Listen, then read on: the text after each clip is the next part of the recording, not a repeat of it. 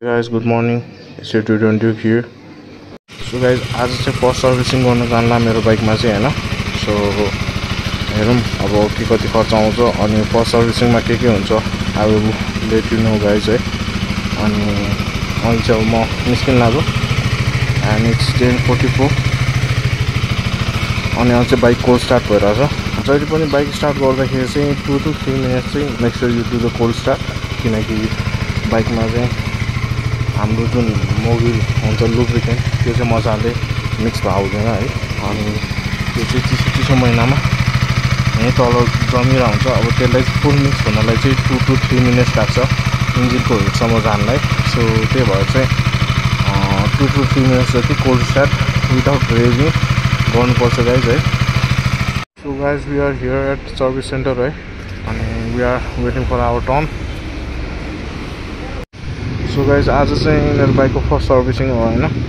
So duke 200 2025 model chain 3 को first सर्भिसिङमा चाहिँ के कस्तो कस्टहरु पर्छ के फेर्नुपर्छ I will show you guys है. So right now we are at the service centre of Naxal. So guys अहिले चाहिँ म घर फर्किँदैछु है सर्भिस सेन्टरबाट किनकि अब सर्भिस सेन्टरमा चाहिँ सर्भिसिङ गर्नलाई लाइक त्यही 1-2 घन्टा लाग्छ भन्नुभएको थियो. अनि फर्स्ट सर्भिसिङ चाहिँ चाँडै हुन्छ किनकि खासै धेरै कुराहरू गर्नु पर्दैन हैन. त्यो मोबिल चेन्ज अनि यताउति हेर्दिने हो. अनि त्यहाँ अझै रहेछ बाइक सर्भिसिङहरू गर्नुपर्ने यताउति इस्यु भएको बाइकहरू चाहिँ. त्यही भएर चाहिँ 1-2 घन्टा लाग्छ. तपाईले फोन आउँछ भन्नुभयो. अब त्यहाँ बस्नुभन्दा म घरै आएँ.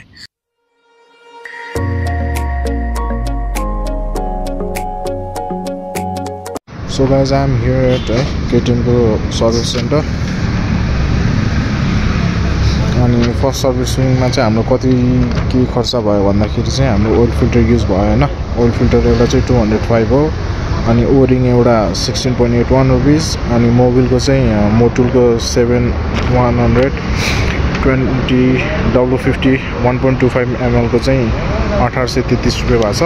एन्ड ग्रान्ड टोटल चाहिँ हाम्रो भ्याटहरु सब जोडेर चाहिँ 2944 रुपीस भएको छ है.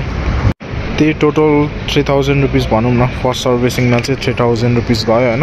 अनि यो फर्स्ट सर्भिसिङमा चाहिँ के हुँदो रहेछ भन्दाखेरि चाहिँ फर्स्ट सर्भिसिङमा चाहिँ भेहिकललाई फर्स्ट पुरै वास गरेर हैन इन्जिन ओइल फिल्टरहरु चाहिँ यताउति मजाले हेर्ने हुन्छ. अनि ओइल स्ट्रेनरहरु अनि एयर फिल्टर एलिमेन्ट र एयर फिल्टर बक्सहरुलाई मजाले सफा गरिन्छ हैन. लुब्रिकेटहरु मजाले गरिदिन्छ. यसपछि चेन्ज भएको छ है.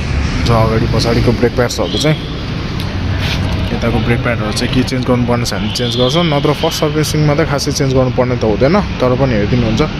अनि check the front and rear brake डिस्कहरु नि के कस्तो छ भनेर सबै हेरिदिनु हुन्छ. अनि क्लच प्लेटहरु accelerator rear brake lever free प्लेहरु सब मजाले हेरिदिनु हुन्छ हैन. बडीको इग्निसनहरुलाई अलिकति लुप गर्दिने हैन. कुलेन्टहरु के कस्तो लेभलमा छ अनि रेडिएटर फ्यान कस्तो चलिरहेछ ठीक छ कि छैन भने त्यो पनि हेरिदिनु हुन्छ. ब्याट्री भोल्टेजहरु के कस्तो छ ब्याट्रीले के अनुसार भोल्टेज दिइरहेछ हैन. हेडलाइटको सेटिङहरु टीएफटी डिस्प्लेहरुमा पानी छिरेछ कि छैन एबीएसहरु मजाले फङ्सन गरिरहेछ कि छैन भनेर त्यो सब चेक गरिदिनु हुन्छ. फर्स्टमा चाहिँ एज कम्पनी क्लेम हैन एज कम्पनी सेट. सो त्यही हो है 3000 रुपीस पर्यो. अनि फर्स्ट सर्भिसिङमा चाहिँ 3000 पर्यो. So here are more bikes which are obviously need to be serviced है. अनि ठीक छ अब चाहिँ म निस्किन लाग्यो यहाँबाट. So see you in a bit है guys. So guys I am here at Auto Bell Gears है. अनि अटो बेलमा आएर चाहिँ अब मैले यो रेडिएटर गार्ड एउटा अनि lever guard as you guys can see अनि यसको स्क्रिन गार्ड हुन्छ त्यो चाहिँ लिएको छु. प्रिमियम कार वास र बाइक वास पनि हुन्छ तर आज चाहिँ स्याटरडे. सो आज चाहिँ स्टाफहरु आउनु भएको छैन अरे. सो त्यही कारणले चाहिँ नो वासिङ एट अल. नत्र यसो वास गर्दै भनेर सोचेको थिएँ म पनि. But and here is the beast Benelli 600 full modify छ कि यो चाहिँ.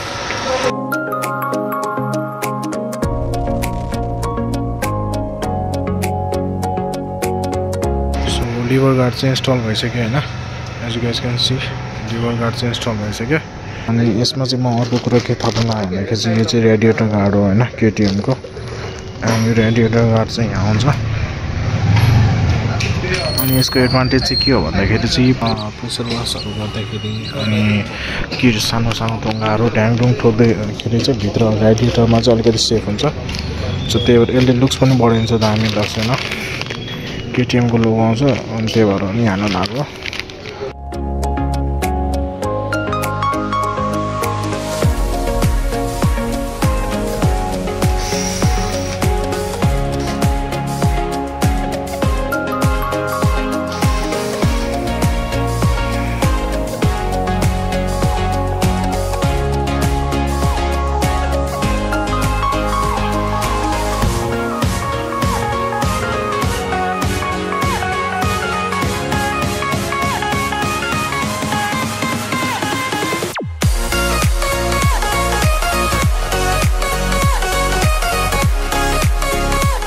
आज चाहिँ अब के भयो भन्दाखेरि चाहिँ यो केटिएम लेखेको रेडिएटर गार्ड हाल्यो होइन एन्ड नेक्स्ट अर्को कुरा चाहिँ हामीले यो लिभर गार्ड इन्स्टल गर्यो and the another thing is यो चाहिँ हाम्रो जुन टिएफटी डिस्प्लेमा हुन्छ नि यसमा चाहिँ मैले पहिला लाइक त्यही ल्यामिनेसन पिपिएफहरू हुन्छ नि त्यही लगाएको थिएँ अनि अहिले चाहिँ यसको स्क्रिन गार्ड पाउँदो रहेछ क्या as you guys can see यो चाहिँ स्क्रिन गार्ड राखिसक्यो होइन अनि अहिले चाहिँ यस्तो स्क्रिन गार्ड पाउँदो रहेछ जुन चाहिँ रिलायबल र राम्रो ड्युरेबल पनि छ त्यो प्लास्टिक ल्यामिनेसनले चाहिँ के हुन्छ भन्दाखेरि चाहिँ प्रेसर वासले चाहिँ अलिकति प्लास्टिक उकाइदिने पिपिएफ उकाइदिने त्यस्तो हुँदो रहेछ होइन त्यही भएर चाहिँ मैले चाहिँ यहाँ हालेको छु सो यो केटिएमको radiator guard lever guard and next screen guard यो तिनवटा इन्स्टल भयो चाहिँ सो ठिक छ अहिले चाहिँ म अटो बेल गेट्समा छु अब एकछिनमा म निस्किन्छु होइन लाइक त्यही 35 minutes 40 minutes जति लाग्यो यता